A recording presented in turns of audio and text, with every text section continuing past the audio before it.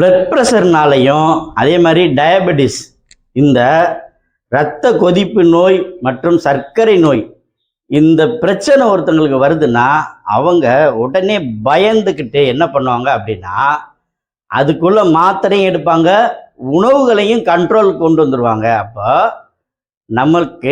நம்ம நல்லா சாப்பிட்டுக்கிட்டு இருக்கும்போது தான் நமக்கு ப்ரெஷர் கூடிருச்சு, நல்லா சாப்பிட்டுக்கிட்டு இருக்கும்போது தான் சுகர் கூடிருச்சு.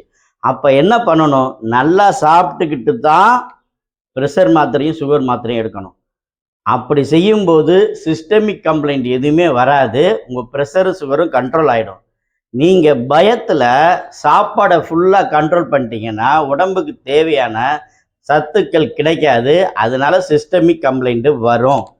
நீங்கள் மாத்திரையை மட்டும் முறையாக எடுத்துக்கிட்டு நல்லா சாப்பிட்டீங்கனாலே எந்த பிரச்சனையும் வராது. இந்த 2 பிரச்சனையினால் பாதிக்கப்பட்டவங்களுக்கு உங்களுக்காக இயன்முறை மருத்துவர் doctor M Kamaraj, AK physiotherapy clinic, Ilayangudi.